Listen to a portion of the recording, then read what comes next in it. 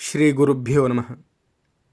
సదాశివసమారంభాం శంకరాచార్యమధ్యమాం అస్మదాచార్యపర్యంతాం వందే గురుపరంపరాం. ఇరువురు మహాపురుషులు సమావేశమై మాట్లాడుకున్నప్పుడు లోకానికి వారొక కొత్త వెలుగు చూపిస్తారు, ఒక నవీన సందేశాన్ని వినిపిస్తారు. కామకోటి పీఠాధిపతి మరియు ఆచార్య వినోబా భావేల మధ్య జరిగిన సంభాషణ అందుకు చక్కని ఉదాహరణ. శ్రీ వినోబా భావే గాంధీ గారిని అనుసరించే వారిలో ప్రథమ శ్రేణిలో ఉన్నవారు, భూదానోద్యమ నాయకులు. అయినా కేవలం రాజకీయ నాయకుడే కాదు, బహుశ్రుతుడు మరియు బహుభాషా కోవిదుడు. కాషాయం కట్టలేదు, కౌపీనం పెట్టలేదే గాని ఆజన్మ బ్రహ్మచారి, సర్వసంగ పరిత్యాగి, కారాగృహంలో భగవద్గీతకు భాష్యం చెప్పిన తత్వజ్ఞుడు. 1956 జూన్ నెల 7వ తేదీన 3 రోజుల ఉపవాసానంతరం శ్రీ వినోబా భావే దక్షిణ దేశంలో తన పర్యటన ప్రారంభించారు.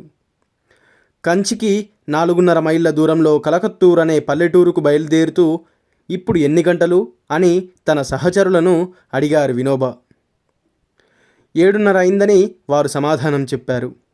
చూశారా, ఇంచుమించు ఇదే వేళ ఇప్పటికి 40 ఏళ్ల క్రిందట మొట్టమొదటిసారి మహాత్మా గాంధీ గారిని నేను సందర్శించాను అని అన్నారు శ్రీభావే.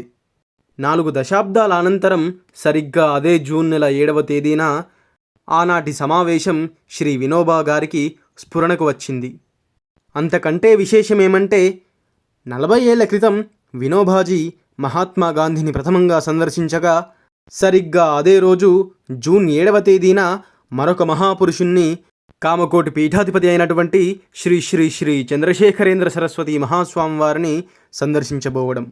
శ్రీ వినోబా భావే మరియు శ్రీ పరమాచార్య స్వామి వార్ల మధ్య సంభాషణ ఈ విధంగా జరిగింది. మహనీయులిరువురు ఒక చిన్న పూరిపాకలో సమావేశమైనారు. ఇద్దరి సంభాషణ కొన్ని నిమిషాల్లో ముగిసింది. సంభాషణ సంస్కృతంలో జరిగింది. నారాయణ నారాయణ అంటూ నారాయణ స్మరణతో స్వామి వినోబా గారికి స్వాగతం పలికారు. తమ ప్రక్కనే కూర్చోబెట్టుకున్నారు. వారి ఆరోగ్యం గురించి కుశల ప్రశ్న చేశారు. మహాస్వామి వారు ఇలా అడిగారు, ఇక్కడికి రావడంలో మీకేమీ శ్రమ కలగలేదు కదా? మీకు ఆటంకం లేకుంటే ఇక్కడ మఠంలోనే మీరు బస చెయ్యవచ్చు అని అన్నారు.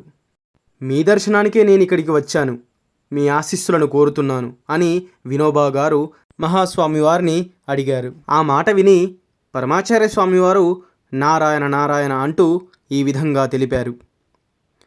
పరుల సేవ వల్ల ప్రపంచం అంతగా ఉద్ధరించబడుతున్నట్టు నాకు తోచదు.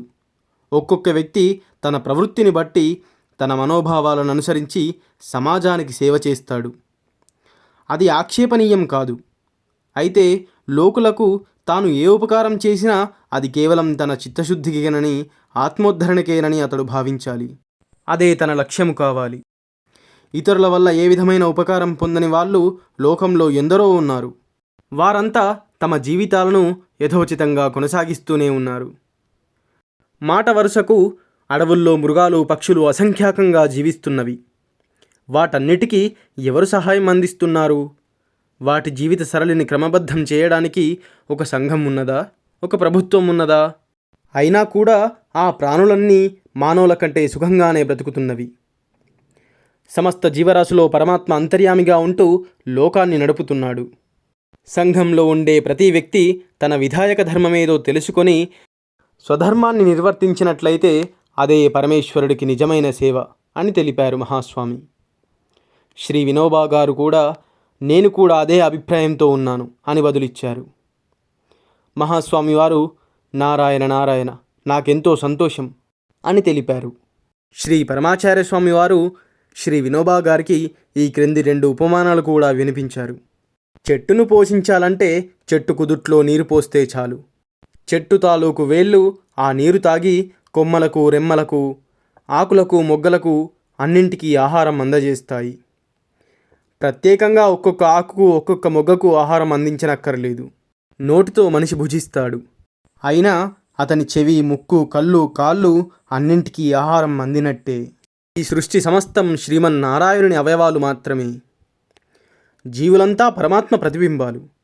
పరమాత్మను అలంకరిస్తే జీవులందరినీ అలంకరించినట్టే.